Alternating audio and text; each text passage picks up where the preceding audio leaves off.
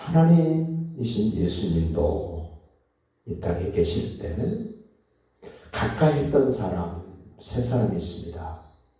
베드로, 야고보, 요한. 이 세 사람은 다른 제자들이 함께하지 않았을 때도 함께했던 핵심적인 사람 세 사람. 그 세 사람이 나머지 9명, 세 사람이 세 사람씩을 돌봤더니 12명의 숫자가 채워지게 됩니다. 그 세 사람 중에서도 항상 이름이 거명될 때마다 베드로가 제일 앞에 나옵니다. 그런데 그 세 사람을 자세히 들여다보면 베드로가 앞선 것 같지만 베드로 마음속에 늘 부러워하는 한 사람이 있습니다. 바로 요한입니다.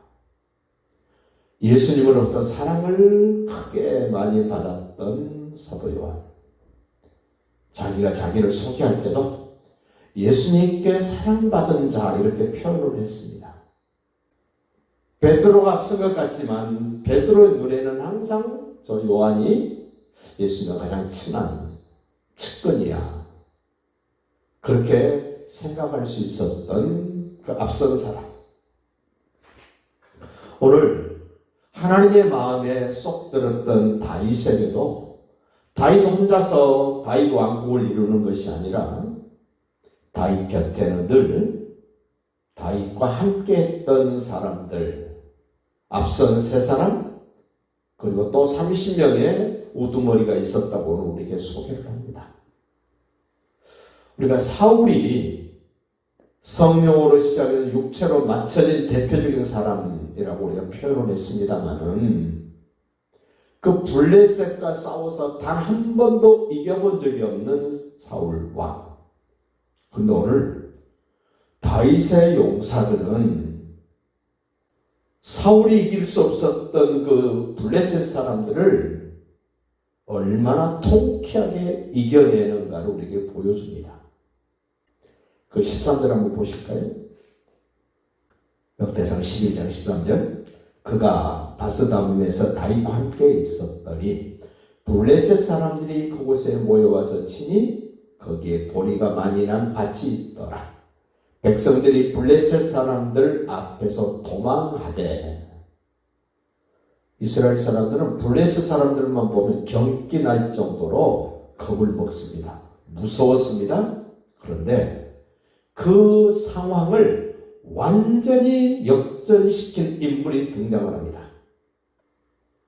백성들이 블레셋 사람들 앞에서 도망하되 그가 야스보임 아들, 그가 그 밭 가운데 서서 그 밭을 보호하며 블레셋 사람들을 죽였으니 여호와께서 큰 구원으로 구원하시려더라.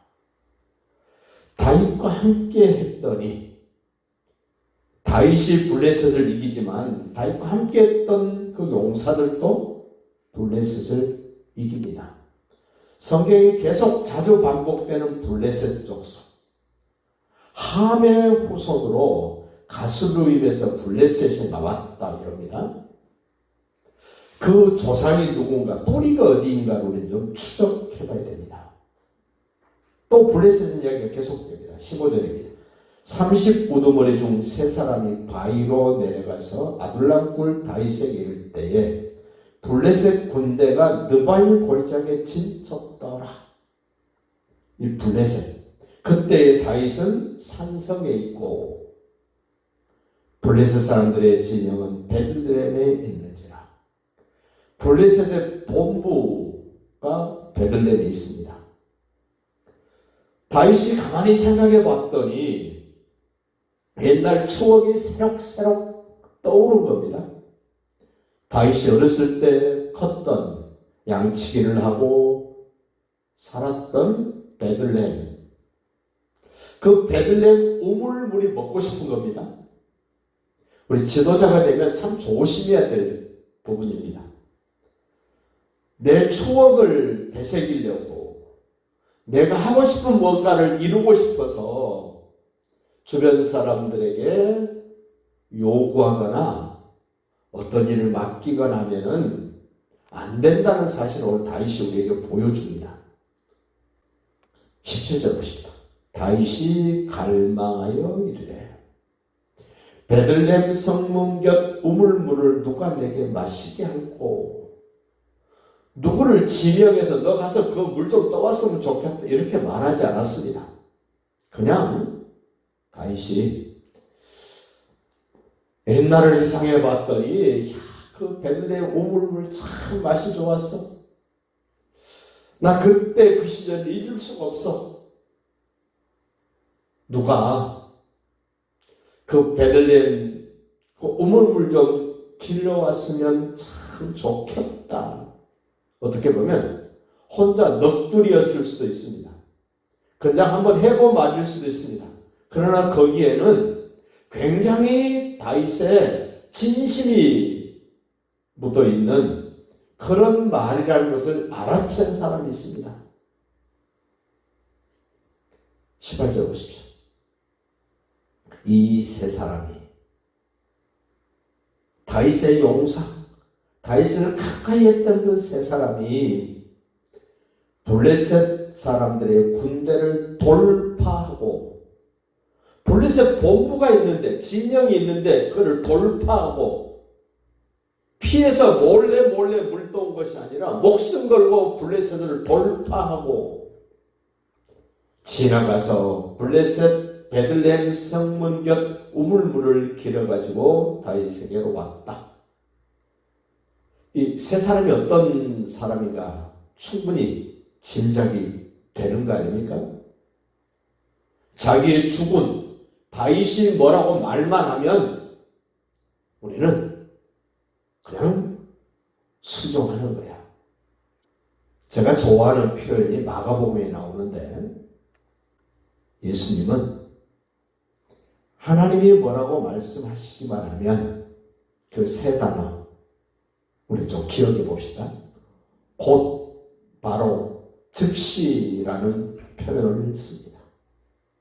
하나님이 예수님에게 무슨 말씀만 하시기만 하면 예수님은 곧, 바로, 즉시 순종했다는 겁니다.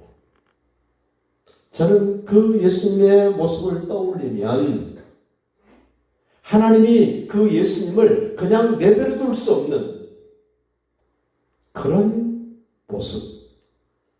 오늘 다윗 용사도, 이 세 용사도 다윗이 뭐라고 말하면 환경이 문제가 아닙니다. 여건이 문제가 아닙니다. 자기들의 형편처지가 문제가 아니라 베들레헴에 있는 블레셋 본부의 진영을 돌파하고 베들레헴 성문 곁 우물물을 길어가지고 왔습니다.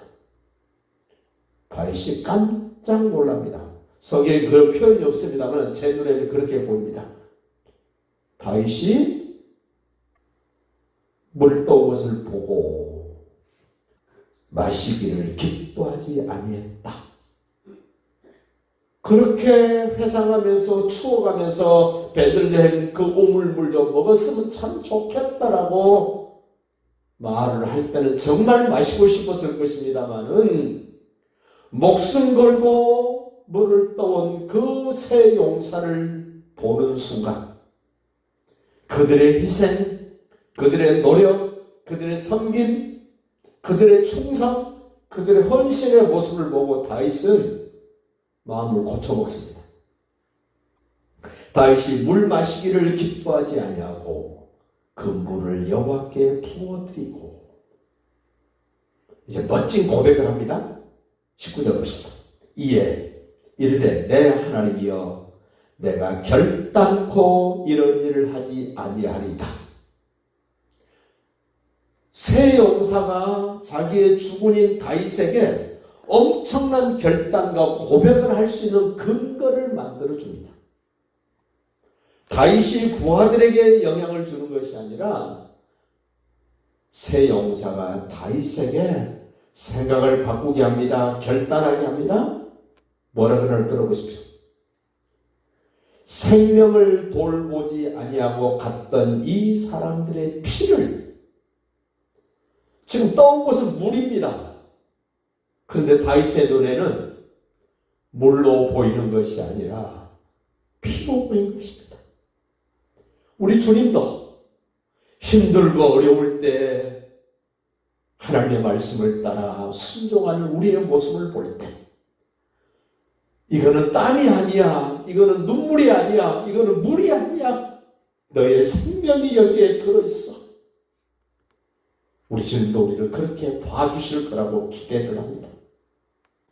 사람들의 피를 얻지 마시리까 하고 그들이 자기 생명도 돌보지 아니하고 이것을 가져왔으므로 그것을 마시기를 원하지 아니하니라 새 용사가 이런 일을 행하였더라. 이런 멋진 용사들이 다윗을 다윗되게 만들고 하나님이 다윗을 다윗되게 만들었던 그 하나님, 오늘 우리에게도 하나님이 계십니다. 우리 주변에 멋진 사람들이 있습니다. 서로가 서로를 위해서 하나님께 영광을 드리는 멋진 복된 날 되시기를 예수님의 이름으로 축복합니다.